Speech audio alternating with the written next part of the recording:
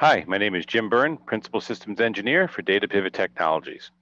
Today we're going to be going over bare metal recovery, BMR, using the Integrated Lights Out Interface, the ILO, on a Dell R620.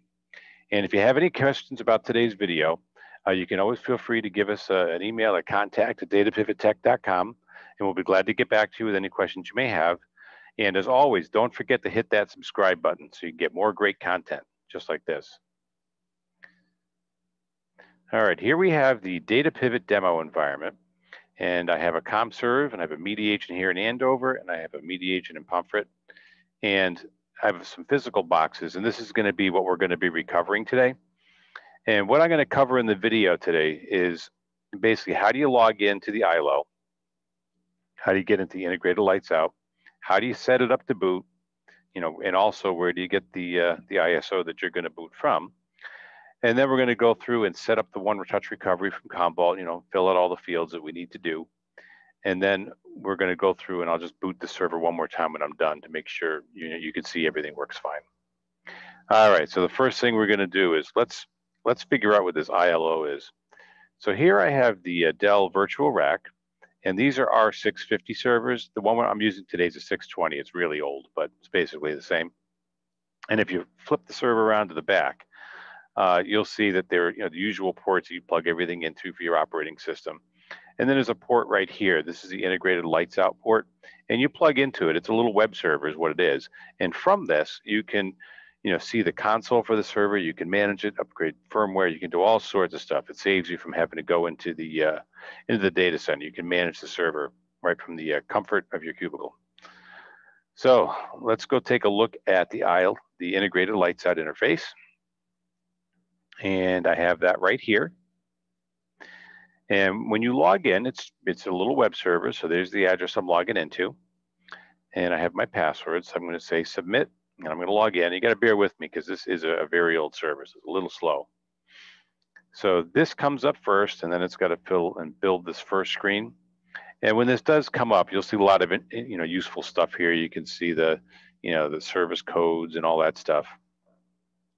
So if you ever have to do a support ticket from Dell, you can, give them the service tag, and they'll let you know what's going on. All right. So as you can see right now, see how this virtual console? This is like a KVM, coming through the web here. There's nothing here because the server is not turned on. So the first thing we need to do is turn it on, and they have a little thing down here called Quick Launch. And as each iteration of the Integrated Lights Out appliances come, these menus change. It'll look similar, but it'll have the same purpose. So here I'm going to turn this guy on, and I'm going to let him come up. So I'm going to let that warm up there for a second, and while this is coming up, let's launch our screen. And it takes a second for it to connect the viewer. And there we go. And the next thing I'm going to do is I'm going to connect up the ISO. So I say connect the virtual media. And the ISO I need is right here. I'll show you where to get that in a minute because we're going to have some time to kill. I'm going to browse, and I'm going to go to my desktop. And there it is. And then I'm going to say map it. So you got to plug it in. And then here, see where it says F11? I just hit F11, so it's going to enter the boot manager. So what I want to do is go into the boot manager, and I know this machine, when I backed it up, was running UEFI. If you should happen to pick the wrong boot firmware when you do this, it'll just yell at you when you're doing the recovery. It'll say that the operating system you're trying to recover has different firmware, and if that happens, you just switch it. Not a big deal. So like, for example, if you had a machine running BIOS, and then you go to recover it and you've selected UEFI, it'll tell you got the wrong firmware. So you would just reboot, select BIOS, and you're all set. So Dell's got you covered. They got both versions. Okay, so this thing is now warming up, and it's going to be booting from that ISO. It'll just take a little while. What's going to happen is when this comes up, over on this side of the screen here is where I'm going to make my selection. So while that's coming up, what I wanted to show you is Maintenance Advantage. Now, when you're a Commvault customer, you can log into Maintenance Advantage, And let me just go back here to the main screen just to show you what it looks like. So when you log in, this is what it looks like. And you can go to your downloads. And I was actually using version 11.20 because I believe it's 11.22 supports Windows 2008. So that's why I'm picking this version. So when you go in, you can just click on the software distribution, and then you scroll down, keep your eyes peeled. And somebody at Commvault was very nice, and they made an image that has all the Dell drivers for all the different servers, which is fantastic. So so when you click this, it'll bring you to another screen. I'm sorry, it'll start downloading it right away. See the name of this right here? I've already got it right here. So I'm going to cancel this because I've already got it. Okay, so that's the ISO. So that's sitting right here. So basically it's the one-touch ISO from Commvault that's going to help us connect into Commvault to do the recovery. All right, we're going to go back to the iDRAC, and here we go. Now see how you have a BIOS menu and a UEFI menu. I know I booted from this. So I'm going to pick this, and then it's going to bring me to the next screen. And there's a whole bunch of stuff here. Just remember to scroll down. And then it says virtual optical. That's where I plugged that in. So there we go. And remember, when it says virtual optical, it's talking about this. And that was where I plugged it in right here. I mapped it. So now we're booting. And here comes the screen. This can take a little while because you are coming over the network. It's not the fastest thing in the world, but it's coming up. So what I'm going to do, this does take a bit, and I'll pause the video and we'll resume when we get to the next step.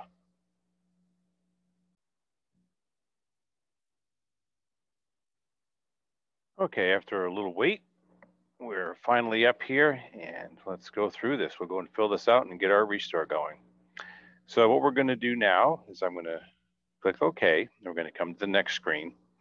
Now, you can actually take this ISO if you like and put it onto a USB stick and store an XML file that has all the answers pre-filled out. You can build that file from the Commvault GUI, but we're not doing that. I'm booting off of a CD, but that is an option. So this process can basically be automated such that you could create a USB stick, put a response file on it, give it to somebody. They can go in the data center, put it in the back of the machine, turn it on, and walk away, and it'll start doing the recovery. So here we are. There's no response file found. That's fine. So we'll hit cancel. Now, I did set up a group for the firewall. So what I need to do is I'm going to log into my server, and I need to look at my groups real quick. This will just take me a moment. And basically what this group is I set it up for this demo to allow for communication. So here it's called Demo Andover.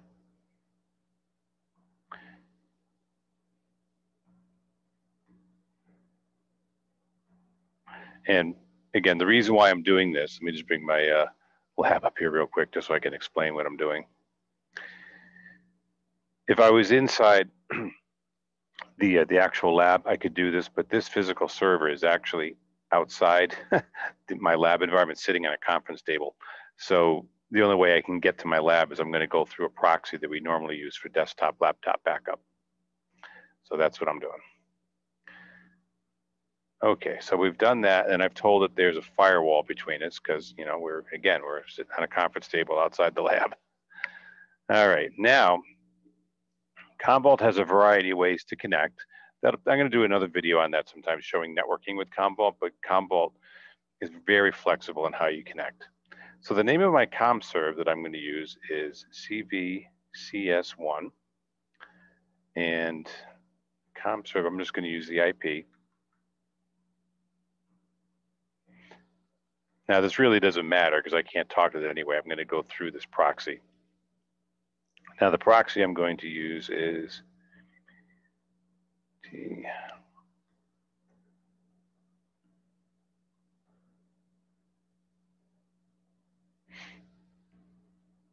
I'm sorry, gotta pay attention.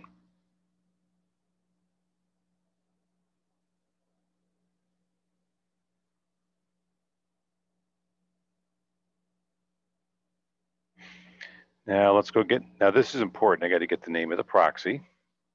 So let's go back here and let me go to my groups. And it says proxy clients for Andover. And the proxy I need is in here. And this is my proxy right here. So it's WMA1A CVCS1.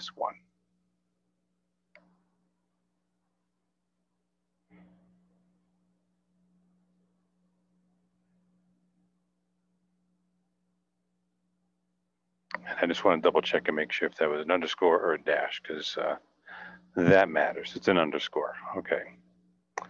All right. So WMA1 CVCS1. Okay, all good. Let's go to the next screen. Now, what this has done is it's gone through the machine and it sees a 300 gig drive. So I know that's all that's in the server, so that's correct.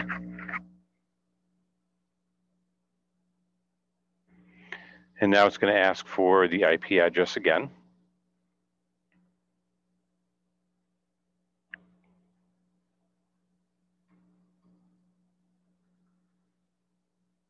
And this username, if you're a Commvault user, this is what you log into the console with.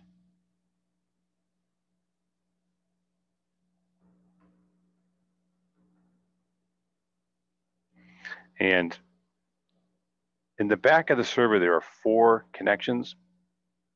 So there's NIC 1, 2, 3, 4. I know mine is plugged into NIC 1.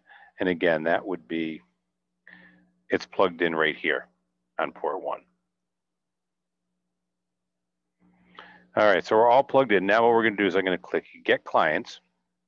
And now what's going to happen is, let's go to my little diagram here. My server's sitting here. It's going to go to the proxy, and then it's going to talk to the comm server and get a list of clients that have the system state on it that can be recovered with bare metal recovery. And then from that list, I'll pick what I want to recover. So let's go back here. And when you get this list, that's good. That means you talk to it. Now, the name of this server happens to be kind of hard to see, but it's bare metal recovery SQL test. That's the name of it. And that's the CommServe host IP. And again, now just to show you what this is doing. Initially, I did bring this server over here. So I actually backed it up here locally to this media agent and replicated it here. The server is now sitting over here. So when you see me go through this, you're going to see me pick the copy that's here. This will be clear in 1 second. This is what's really cool about Commvault. You can just pick what copy you want to recover from. So let's hit next. So now it's going to talk to the server and get some information. And now it's going to load some software. This is the actual Commvault software. It's loading it into a RAM drive so that it can do the restore. And while this is doing this, let's go over to the Commvault server. And let's go to our jobs. And there shouldn't be any, it'll take a little while. See this right here? This is a little mini restore. It's going to go in and, oh, I'm sorry, my bad. That's a backup. This was backing up. So now that I'm doing this bare metal recovery, there's nothing running right now. So it's just sitting there, can't talk to it. We're going to see a restore job come in here in a second. Okay, now I see here where it says I can restore from the latest backup job. Normally, the way Commvault works, when you're backing up, and let's go through this, I did have this sitting over here as a physical box, so it was backing up here. This would be copy, this is actually copy 2. Copy 1 is a snapshot, so copy 2, and then it copied over to here. This is copy 3. So I'm over here right now, so I'm going to grab my backup from copy 3. If I was to say number 2, it would pull it across the WAN. I don't want that. I want to grab it from here. So let's go back into here. All right. So I'm going to say restore from copy precedent 1, 2, 3. And then just to be safe, Usually Commvault figures it out, but because it's a demo, I want to get it done on the first shot. We're going to pull it from CV. We're going to pull it from here, this guy. And WMA CVCS1 is this guy right here.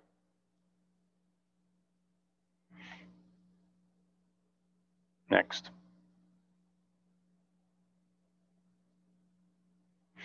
All right, let's hop over and we'll watch the jobs here. We should see a restore job kick off momentarily.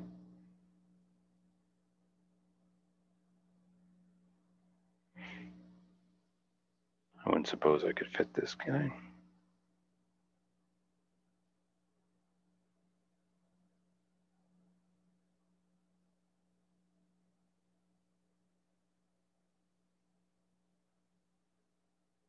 Oh, there it goes. So there's your little index restore, because it has to know what it's got to recover. So it pulled that little bit of information back. There's a quick little restore. And now this machine has the information. And Commvault's very smart. What it's doing right now, it's got the information and knows what's on the machine that was backed up. So it's comparing the disk and things like that. You can actually, for example, let's say your old machine had a 500 gig disk. This one has 300. And you know there's room. Commvault can map a larger drive to a smaller drive, you know, assuming there's room.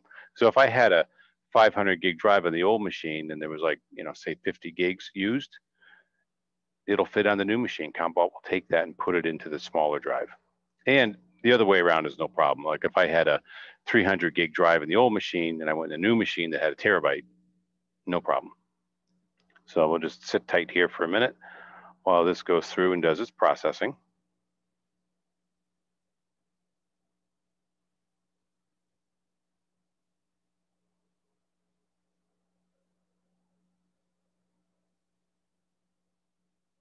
And this is taking a little longer than what you usually see on modern equipment. Again, this is a Dell R620. So while this is doing this, why don't I pause this? Oh, see, it knew I was going to pause it.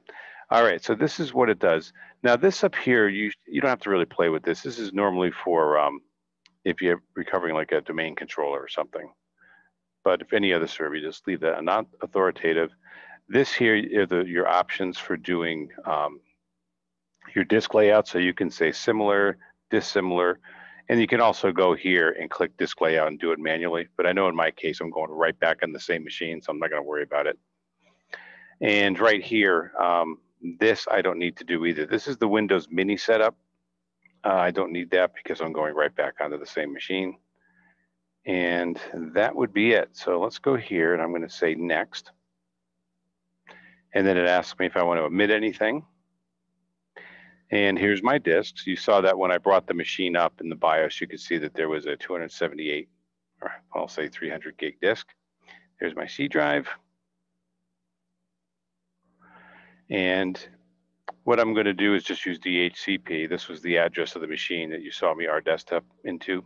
So I'll just leave that where it is. That's fine. And now it says it's going to proceed. So I'm going to say yes.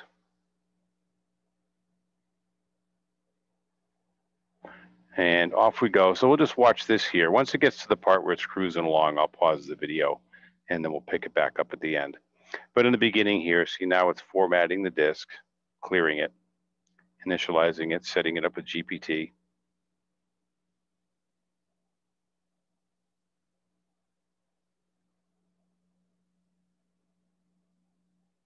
It's a pretty slick little process. It's not the fastest thing in the world, but it is a lot easier because if you think about if you had to do this manual, reinstalling Windows, reinstalling the application, then recovering the application from, from backups, this is pretty easy. You can, basically eat a sandwich and watch this. Okay, so the full system restore has started.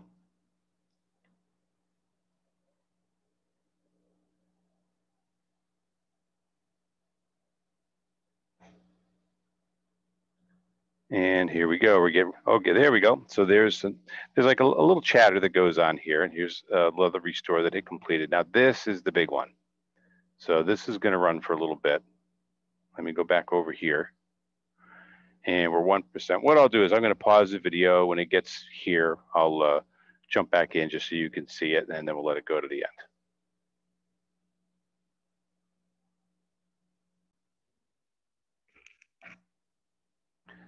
Okay, just a quick resume here. We're now at 63%, and you can see the full restore started and it's running. Let's go take a look inside of Commvault. We'll see what it looks like.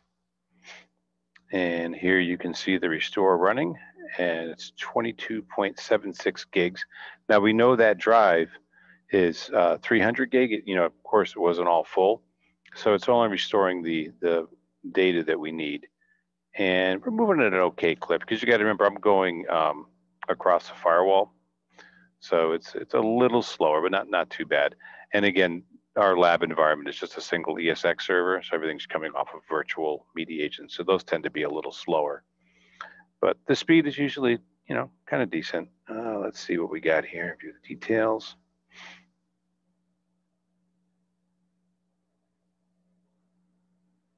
All right, so we've been running about 7 minutes, and we've done 22 gigs. So it's about three gigs a minute. It shouldn't be much longer. So we'll just let this run along here. So that's the size right now. And the one thing that is kind of interesting with Commvault is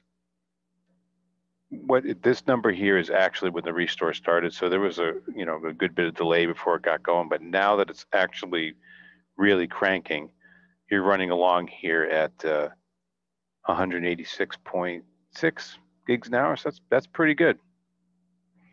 All right, so let's let this go, and we'll jump back here when we're done.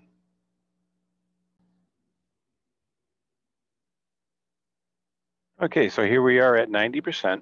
We'll see a screen come up here shortly where it has to do some merging and drivers.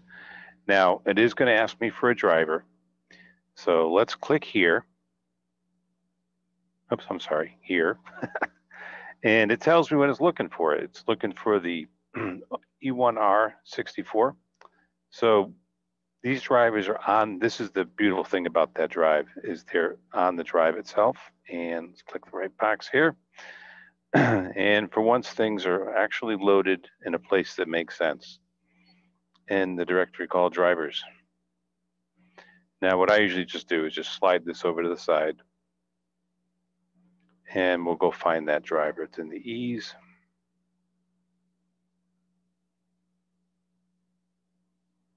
Whoops, went past it. And there it is, right there. And there it is. And then we just click OK. And you have no idea how nice that is, because if you've ever had to do bare metal recovery on some older gear, trying to find those drivers from the vendor website, oh, you can kill a lot of time doing that. So it's nice Commvault did that. There is a DVD for, or an ISO image, I should say, for Dell, and there's also one for HP. Okay, the restore is now complete. So let's click OK. And this takes a second for this to finish up. And then we're going to give the box a boot. And just to summarize real quick what was done, I have a machine here that was previously backed up. We logged into the iDRAC, and what I did is I got into the console, and then we connected up our ISO here that we downloaded from Commvault, selected UEFI, selected the ISO, booted, then we set up the one-touch recovery, punched in what we needed, ran the recovery, and now we're on the last step here. So let me just give this a quick power off, power on. And let's get to the right screen. And this here, it actually, when you click this, it's a toggle. So I'm going to click it and say, OK. It's going to power the machine off. Oh, again, I timed out. Let me log back in. No worries.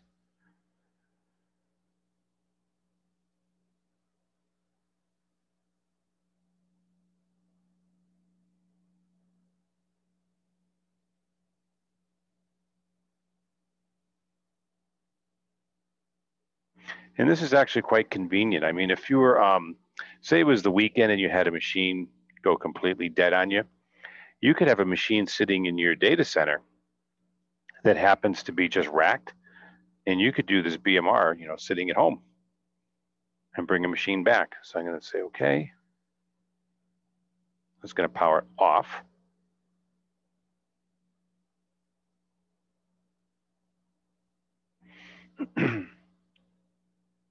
And now see I'm back here, I've got green. And now we'll power this guy back on. And just for good measure, I'm going to go into the virtual media and see how this is plugged in. This is just like popping the disk out of the drive. I just want to make sure it doesn't boot from that. Done. Okay, so it's like you popped it out of the drive. So what I was getting at before is, let's say it's the weekend. Somebody calls you and says, hey, the server's gone toes up. We can't get the thing running. And what you could do is you could be logged into, say, a VDI session inside the data center. That's what I'm doing. I'm actually at home right now, logged into VMware. And I've got this ISO here, and I've connected it up to the machine. Let me hit that. I don't think I hit that. There we go. And you basically can go get this ISO, get it all set up, and then somebody could say, hey, why don't you just grab that dev server? We'll use that to get us through the weekend. And so you could boot off an ISO, go to the dev server, and then recover it using BMR, and you'd be back up and running. All right, so this shouldn't take too much longer. Now we just have to go through, posting and that kind of a thing. And I do have a database on here, by the way. There's a SQL Server database. So what I'm going to do, I'm going to actually bring this up. We'll log into it, and then I'll bring up SQL Server just so you can see it. So the application came back.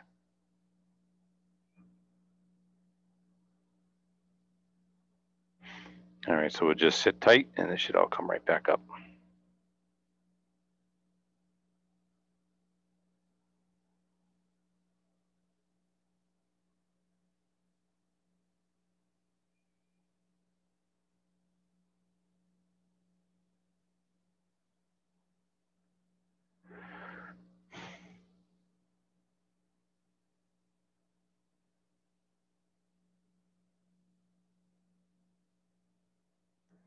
And this will be booting off the internal drive. So this will be a bit faster than coming off an ISO from my VMware environment across the firewall.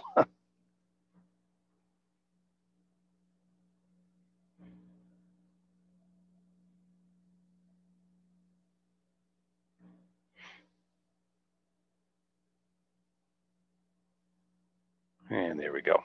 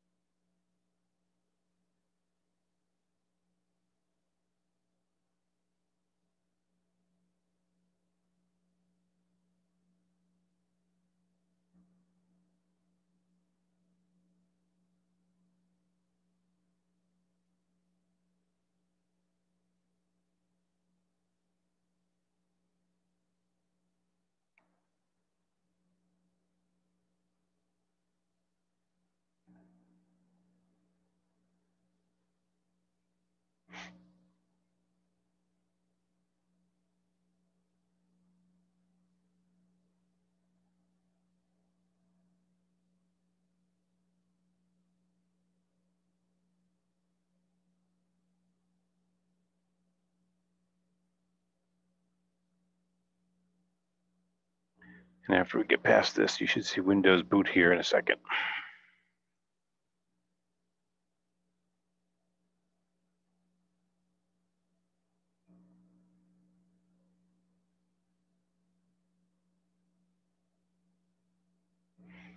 I'm just going to pause here for a sec.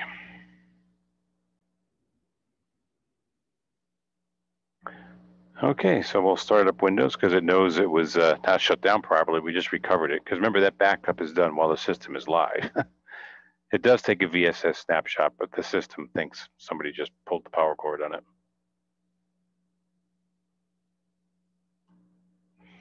For those of you that are familiar with VMware, it's like a crash consistent backup.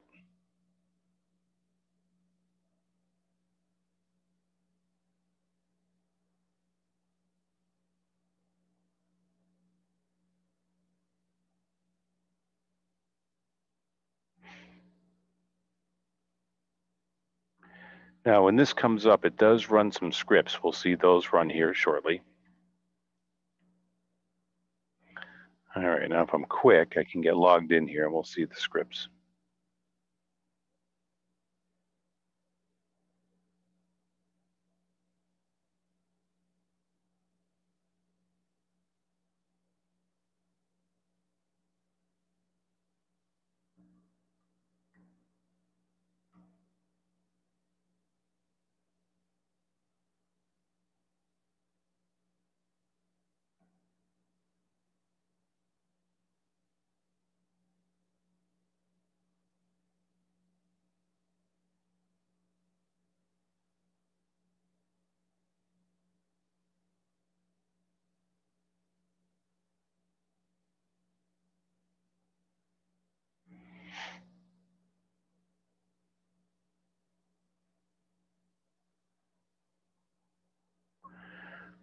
Okay, yeah, these are the scripts that are running from Commvault, and they're just going through, doing the typical operations that need to be done on a new server, fixing drive letters and things like that. So it's running through. You'll see some failures here because there's some stuff that's not needed. So actually, I just got in here in time.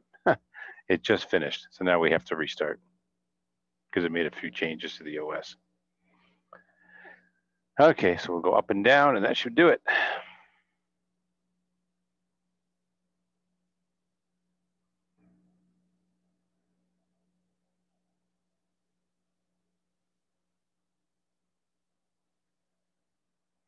And if you look down here at the bottom, you'll see that this is Windows 2008 R2.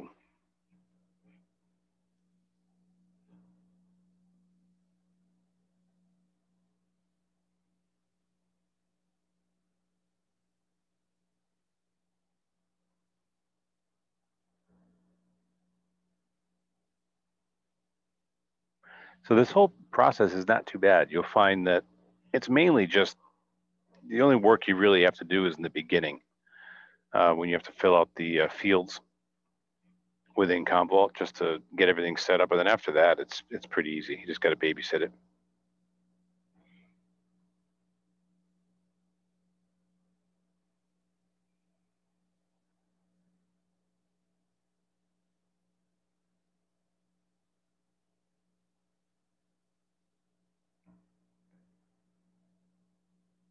Where I see this used a lot is with people getting off of physical machines into VMware.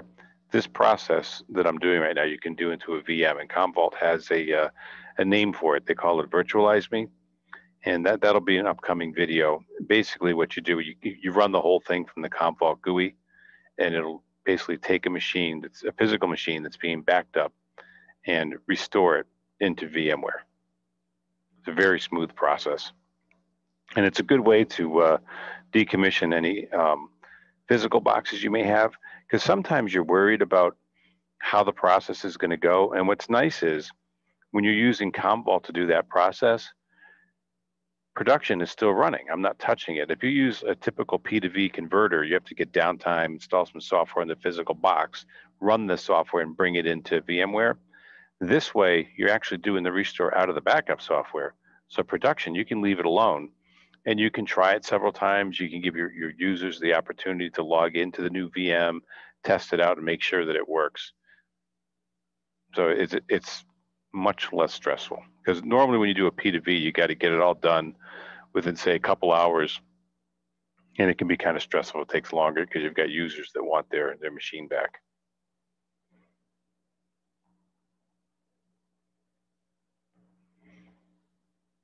Okay, we saw this last time. Once you get to the Lifecycle Controller, this little bar goes all the way over, and then it will start to boot.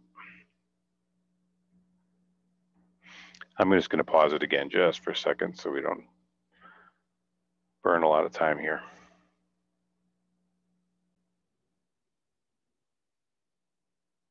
Okay, so we're going to be coming up here shortly. Here's my pointer.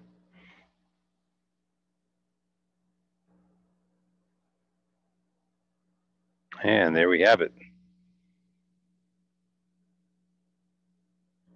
Let's get logged in. Now, as I said before, I do have SQL Server running on this, so let's go ahead and we'll log it and make sure that SQL Server is alive and well.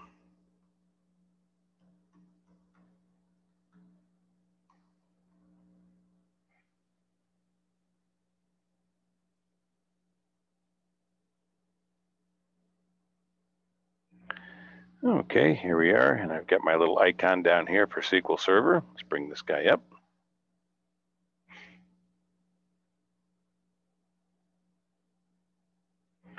And this too is old.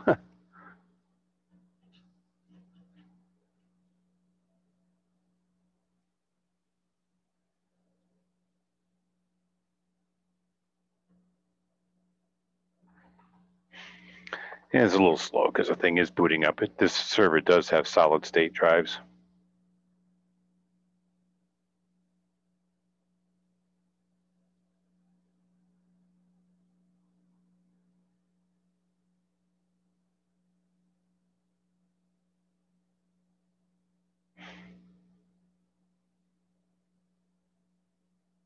Okay, so we're up. And what it was recovering is these files. I had these little scripts running.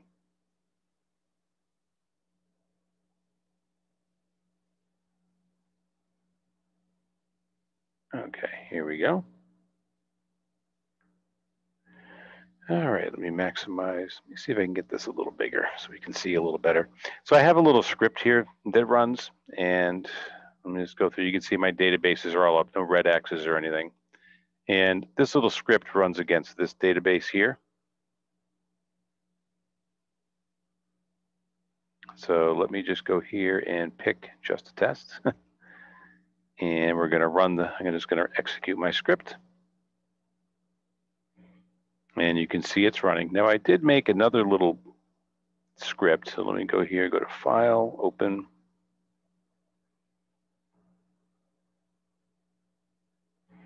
And this says max date.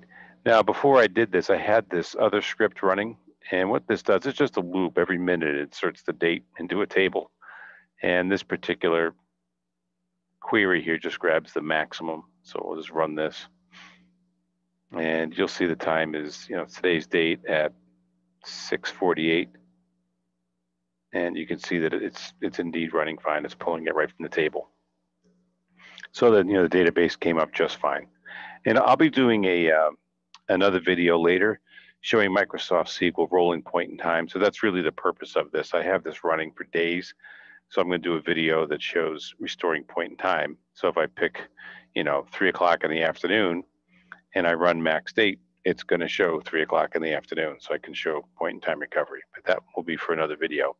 So for this video, we just wanted to show bare metal recovery on a physical server. So let me go and minimize this. Let's recap what we've done here. So what we've done is we had a physical box that we have over in our conference room that I've recovered. And what we did is we set it up to boot from an ISO. I downloaded from Commvault that has all the Dell drivers on it.